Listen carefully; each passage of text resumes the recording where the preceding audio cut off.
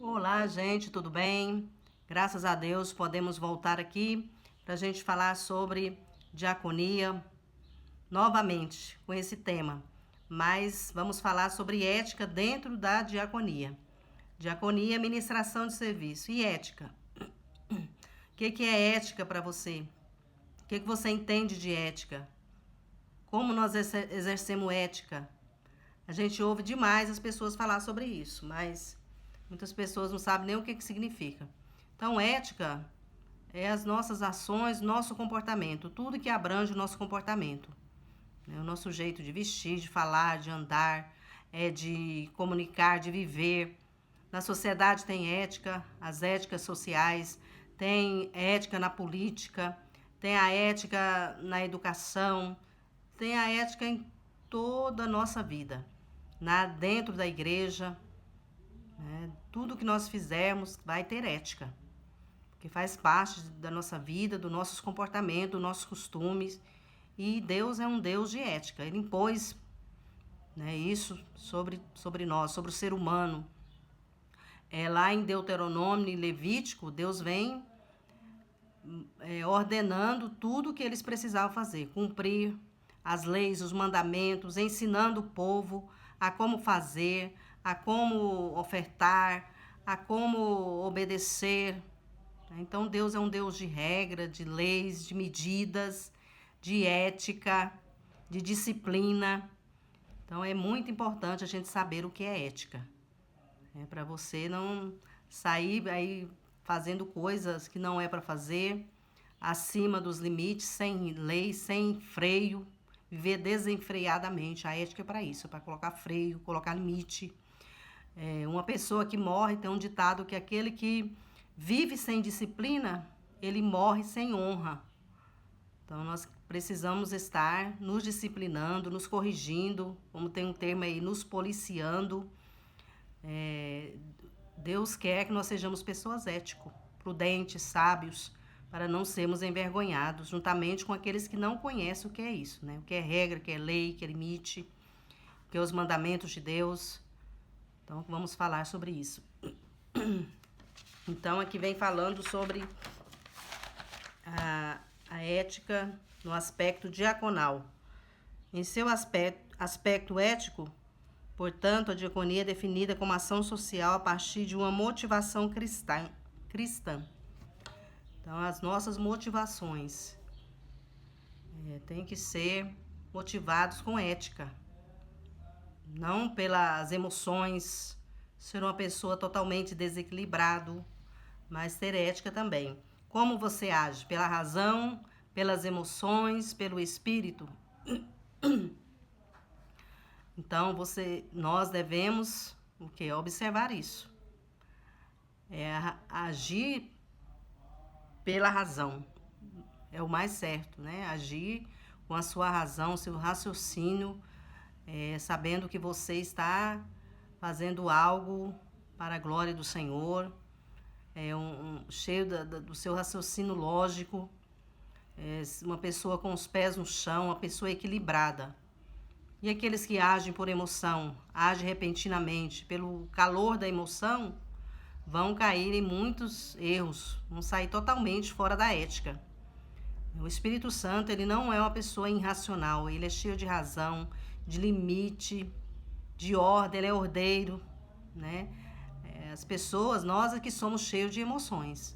Quando algo acontece diferente na nossa vida, nós ficamos com a emoção à flor da pele.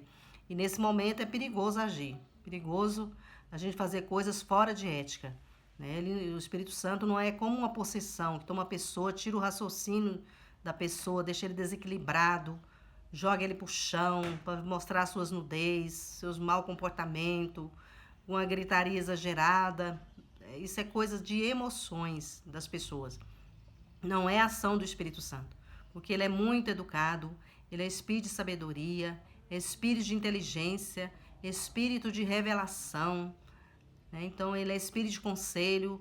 O Espírito Santo é muito educado, é muito lindo as suas ações. Nós é que somos desordeiros, e muito desses desordens traz escândalo. Precisamos observar isso. Quantas vezes a gente vê aquela desordem, Ah, mas é o Espírito Santo, é a presença dele. Eu sinto a presença dele, mas eu preciso me controlar. Controlar as minhas emoções, não sair fora da razão, fora da ética, né? Então, ele não sai quebrando banco, derrubando as pessoas pro chão, passando por cima das pessoas, fazendo aquela bagunça, rodando e rodando. Não, nós somos pessoas racionais. Ele nos deixa racionais. Ele não tira a razão, ele não tira a consciência. É o ser humano que é dotado disso, de emoções sem equilíbrio. Precisa pedir, Senhor Jesus, Espírito Santo, gera em mim o teu fruto do domínio próprio. Nós precisamos, Senhor, nos domina. Não deixe nós ser uma pessoa que causa até escândalo dentro da hora da adoração, da hora do culto. Ele é muito lindo, mas nós precisamos pensar nisso. O que nós estamos fazendo? É para a glória dele ou para a nossa própria glória? Como nós estamos fazendo? Para adoração ao Senhor? Ou se eu estou causando uma desordem, causando um impacto ruim? Precisamos olhar para essa área da ética, a ética cristã. Então, o Espírito Santo, ele age de multiformas, mas ele não sai fazendo essas bagunças que a gente vê por aí, não. Mas é barulho e emoção, né? Glória a Deus. Então, as nossas emoções, elas não podem estar acima da razão. Colocar acima da razão é fora de ética. Então, a razão tem que estar em primeiro lugar. Agindo pelo Espírito Santo, ser uma pessoa espiritual, não é ser aquela pessoa desordeira, né? Aquela pessoa que até perturba os outros. Não, a gente tem que ser uma pessoa racional. Que o Espírito Santo age em nós, mas que nós sabemos lidar com aquilo que ele age em nós. Quantas vezes vem as precipitações? Sai fazendo aquele barulhão e conta para um e conta para outro e faz aquele barulho, né? E age por pura emoção.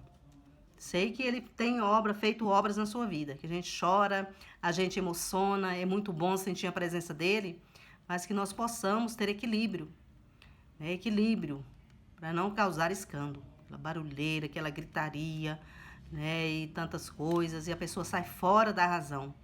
Então precisa ter ética nessa área também. Glória a Deus, louvado o nome dele, né? Então a gente vê Daniel, Ezequiel, as visões que ele teve, João no Apocalipse, são coisas maravilhosas que o Espírito Santo revelou para eles. Daniel, ele tinha visões do futuro, visões que nós estamos vivendo hoje, coisas verdadeiras, escatológicas, visão do trono de Deus. Olha que coisa que ele, né, maravilhosa que Daniel teve. E ele disse, por causa das visões e revelações, ele caiu como morto e ficou enfermo muitos dias. Ele escreve isso, mas não fala que ele saiu contando no reino, fazendo aquele barulhão, olha, Deus me usa, e Deus fez isso, e isso e isso. Não, ele deixou escrito, mas não fala. Fala que ele caiu como morto e ficou muitos dias sem força. E muitas vezes ele descreve, né, que teve medo, as emoções dele, ele põe ali no livro. Mas o que ele viu? Ele viu coisas grandiosas, verdadeiras, com objetivo. Então, o Espírito Santo tem objetivo. O problema não é o cair, é quando você levanta, o que Deus fez? Qual o sinal que Deus fez? O que né, Deus fez? E quando Deus faz, não tem meninice, é coisas com objetivo, é coisas grandiosas, né, que João escreveu no Apocalipse, coisas maravilhosas, promessas de Deus e também muito dos acontecimentos apocalíptico, né, do reino de Deus, do reino milenar, do reino do anticristo, dos acontecimentos que ainda vão ter, daqueles que já tiveram. Então, é coisas verdadeiras, é coisas que têm objetivo. Deus trabalha com grandes objetivos, né, para a sociedade, para a família, para nós. Então, é isso que a gente tem que ver. Quando o Espírito Santo age na nossa vida, nos dá um livramento, são coisas que têm objetivo. Não fica brincando com as pessoas, de coisinha à toa, que foi lá no inferno e viu as irmãs lá que estavam cortando cabelo, estavam pintando unha, porque eu fui lá no inferno, aconteceu isso e isso. Não, meu irmão, isso é coisas inventadas, isso não é obra do Espírito Santo. Leia a Bíblia, leia o que é a revelação de Daniel, revelação de Ezequiel, de Paulo, como Deus usava Paulo, só coisas que edificam, Deus só faz coisas que constrói, edifica, que gera vida. Não é essas meninices, esses tumultos, essas mentiras, essas emoções que a gente está enojado disso. Então, isso é falta de ética. É falta também de conhecer o Espírito Santo. Porque o Espírito Santo, ele só faz coisas grandiosas, maravilhosas. Ele veio para, né, nos ensinar. Ele veio para glorificar o Filho. Ele veio para estar com você, morar em você. Então, não precisa ficar desse jeito. Ele mora em você. Costume com ele, costume sentir a presença dele, porque ele mora em nós. Nós somos templo dele. Então não precisa, se ele mora em mim, não precisa de eu ficar para cima e para baixo, atrás de uma pessoa que revela, atrás de um profeta. Ah, o que Deus falou, irmã? O que Deus falou, irmão? E vai numa rua, e vai noutra, e vai numa casa, e vai longe, atrás de profecia, atrás de revelação, sendo que o Espírito Santo, ele quer revelar para você mesmo. Revela para mim mesmo, que eu sei que ele tem revelado muitas coisas na minha vida. Então, o Espírito Santo precisa a gente conhecer, porque senão você vai se tornar uma pessoa totalmente desequilibrada. Se ele mora em mim, mora em você, entra para o seu quarto, leia a Bíblia, ore até ele falar e se revelar a você, aquilo que você precisa. Né? Se você acredita que Deus fala com outra pessoa, não vai acreditar que fala com você mesmo, que fala comigo, eu tenho que crer que ele fala comigo mesmo. Né? Ele fala conosco, ele revela coisas, né, profundas, coisas do céu, coisas maravilhosas. Então, nós precisamos, irmão, conhecer quem é o Espírito Santo, para largar de ser essa pessoa cheia de confusão, sem razão, cheia das emoções, exagerados, né, desequilibrados. Então, é falta de ética muito grande e falta de ler a palavra de Deus. Né? Então, leia a palavra, seja uma pessoa que conheça de ética, que conheça de disciplina, né, que seja prudente no falar, no agir, controle as suas emoções, seja uma pessoa de Deus. E nós vemos aqui isso na vida de Neemias. Neemias, ele foi um copeiro do rei Assuero, em Suzã, em outra nação, mas ele era judeu, e ele soube que Jerusalém tinha que ser reconstruída, estava queimada a fogo, e o povo tinha sido levado para o cativeiro, já passaram 70 anos, né? Neemias era novo, ele veio e foi morar em Suzã, e ele tornou um copeiro do rei. E a história fala que ele estava muito triste, porque ele sabia que Jerusalém, os muros de Jerusalém estavam destruídos, a cidade queimada a fogo, tudo estava queimado, ali só estava cinza, pó, pedras, as casas destruídas. Muitas pessoas ali estavam, né, em situação de calamidade nacional, sem como agir, sem ter como fazer alguma coisa. Então ele se sentiu muito triste quando ele servia ali o rei, e o copeiro não podia ficar triste. O copeiro era aquele que provava o vinho, e o vinho traz alegria, símbolo da alegria. Então ele tinha que ter um semblante feliz. Né? Ele era para ser disposto a morrer pelo rei. Por que ele provava o vinho? Para ver se não tinha algum remédio, algum veneno que matasse o rei, alguma coisa que pusesse naquele vinho e o rei viesse a morrer. Então, todas as vezes que ele provava o vinho, dava um tempo para depois o rei tomar aquele vinho. Se não acontecesse nada com o copeiro, então o rei estava tranquilo.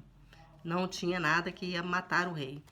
Então, quando ele terminava de servir ao rei, de tomar o vinho, ele falava: viva o rei, vida longa ao rei, porque ele estava ali para morrer em lugar do rei. Então era uma função de extrema importância, e ele tinha que servir com alegria, né? Então Neemias teve um destaque, fez história, foi um grande homem, um grande líder, e ele pediu cartas ao rei Assuero para ir para Jerusalém, Judá, a reconstruir as muralhas de Jerusalém. Capítulo 2, vamos falar aqui ler aqui um pouquinho sobre isso. Aleluia, bendito o nome do Senhor. 2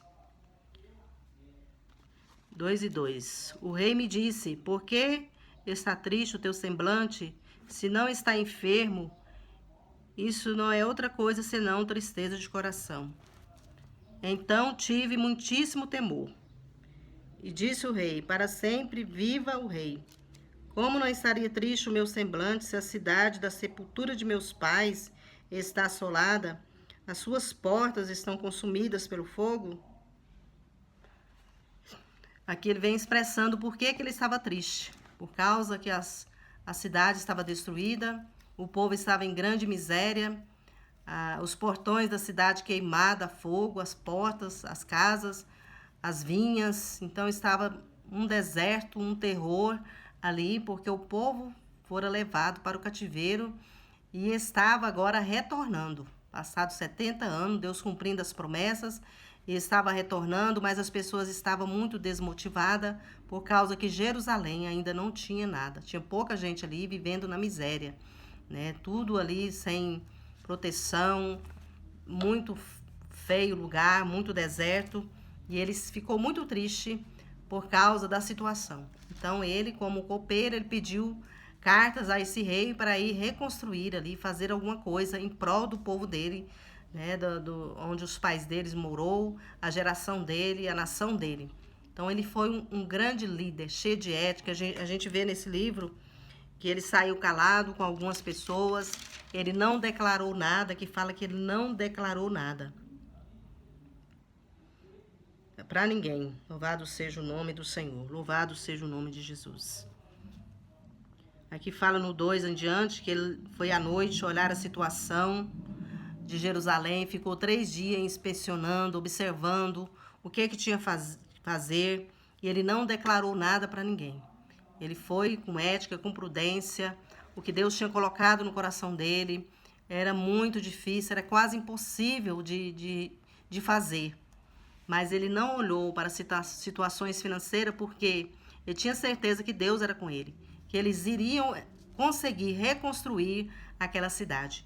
E depois desses 3 dias, ele começou a informar, ele começou a interagir com o povo e começar a reconstruir. Então ele teve a ajuda de reis ali, de nações, de pessoas que amavam Israel para reconstruir as muralhas de Jerusalém. E ele fez um trabalho brilhante, levantou grupos de pessoas, pessoas de outras nações vieram estender as mãos, ajudar. Todas as áreas ali, Deus foi levantando pessoas e eles conseguiram edificar os muros de Jerusalém. Ele tinha estratégias, né? Ele tinha grupos, ele fazia reuniões e ele punha o povo para trabalhar, arregaçar as mangas, sujar o avental, sujar as mãos, suar o rosto e fazer a obra do Senhor. Então, cada um como pôde, animou. Né? Um líder motivado, ele tem condições de motivar muita gente. Mas ele era uma pessoa temente a Deus, ele orava, sempre ele estava em oração pedindo a direção de Deus. E Deus foi abrindo portas. Aquilo que era impossível agora estava começando a fluir. Né? O povo foi abrindo o coração, foi animando. Então, quando tem um líder, né, ético, prudente, confia em Deus, as coisas vão fluindo. Deus vai preparando pessoas para ajudar e trabalhar. Então, vieram muitas pessoas trabalhar ali naquela obra, que no 3:8 diz que tinha ali perfumistas, tinha pessoas que eram sacerdotes, tinha pessoas que trabalhavam com madeira e várias funções. E também fala que ele pôs as famílias inteiras para trabalhar junto. Os pais, as mães, os filhos. No 4:13 disse: então distribuí todo o povo por família, nas partes baixas e abertas, por trás do muro, com as suas espadas, as suas lanças, os seus arcos. Então ele uniu ali as famílias e as famílias iam trabalhar junto também. Então ele tinha estratégias, ele tinha sabedoria para cativar o povo, motivar o povo e trabalhar com unidade, confiando no Senhor. Né? Ele era extraordinário, um líder por excelência. Ele se tornou um líder por excelência. Um líder acima de todos os líderes, de liderados dessa área aqui. Então, ele foi uma pessoa muito sábia, porque ele tinha um coração voltado para o Senhor Deus, íntegro. Ele fazia para adorar o Senhor, para servir ao povo, disposto, corajoso, inteligentíssimo. Ele tornou governador ali daquele lugar. Glória a Deus. E fala também aqui sobre ele põe os jovens para trabalhar. 4:16 fala assim: E desde aquele dia em diante, metade dos jovens trabalhava na obra, e a outra metade portava lanças, escudos, arcas e couraças. E os chefes apoiavam toda a casa de Judá. Os construtores, os carregadores que edificavam a muralha estavam armados, com uma mão trabalhava na obra e com outra mão empunhava a espada. Então ele tinha muitas estratégias, Neemias.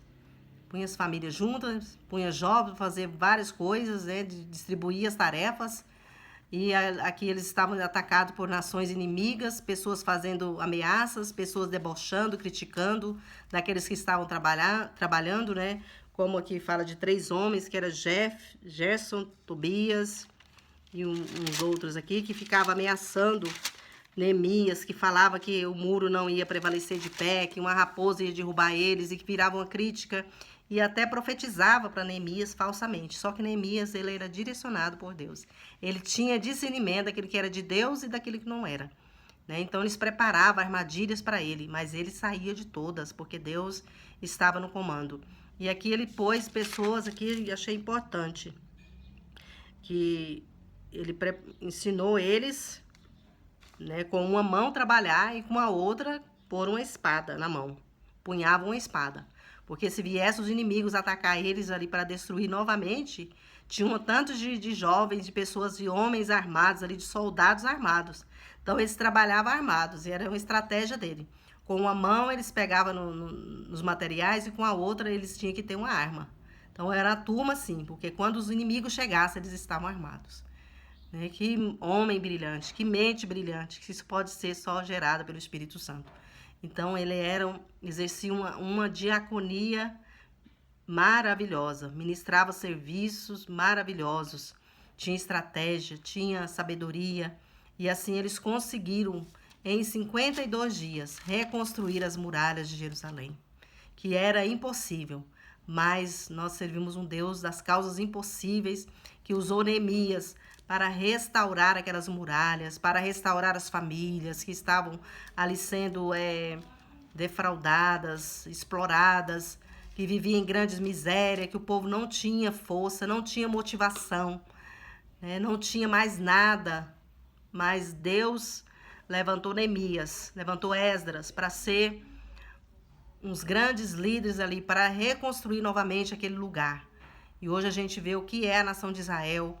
Aquele povo prevalece até hoje, né, que tinha praticamente só cinzas, iam as pessoas muito desmotivadas, muito desesperadas ali para reconstruir, mas eles conseguiram levantar novamente e reconstruir novamente o que tinha sido destruído pelos inimigos. Então Deus é maravilhoso.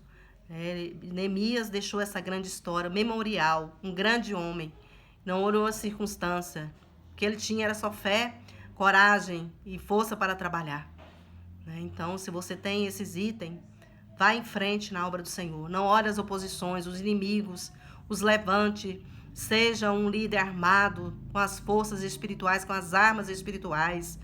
Né? Tenha em mente que você tem armas à sua disposição para destruir as oposições, as forças do inimigo que levanta contra você, para você desanimar na caminhada cristã, no trabalho cristão, naquilo que está à sua disposição, aquilo que você faz, que você acha que é impossível realizar, que está passando muita luta, muita dificuldade, desprezo, rejeição, solidão, que a gente enfrenta, descrédito na obra, mas nós possamos estar aí de pé, confiando no Senhor como Neemias, um desbravador, um herói, uma pessoa que fez história, uma pessoa que tinha ética, que tinha prudência, que tinha confiança em primeiro lugar em Deus. Nós possamos ser dessa maneira, né? Olhar para a palavra de Deus, olhar quem foram essas pessoas, esses homens que exerceram diaconia, pegar como exemplo, exercer na nossa vida. Porque Deus tem coisas grandes para você, para mim, para a obra dele. Nós precisamos despertar. A igreja não é um palitinho de fósforo, não. A igreja é um farol e nós precisamos exercer serviços que glorifiquem o nome do Senhor, que vai para a sociedade, que leva para a sociedade a diaconia, o serviço, o ministério, aquilo que a igreja tem, bênçãos para outras pessoas, ministrar bênção na vida de pessoas que precisam de bênção. Seja um servo do Senhor por excelência. um ministro, uma pessoa que exerça diaconia para a adoração do Senhor nosso Deus. Isso que precisa na obra de Deus. Uma pessoa que vai deixar história, vai fazer história, né? Colunas de histórias, memoriais, e que vai abençoar gerações. Olha a história de Neemias, quantos séculos passou, e ele ainda fala muito alto no coração das pessoas.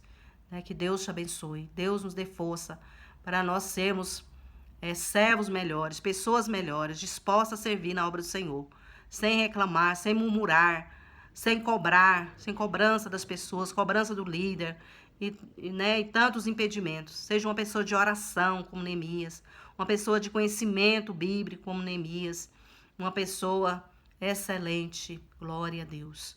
Então, Deus nos abençoe cada dia mais, possamos exercer aquilo que Deus pôs em nossas mãos, com ética, com cuidado, com amor, com sabedoria. Em nome de Jesus. Deus te abençoe. Fica com Deus.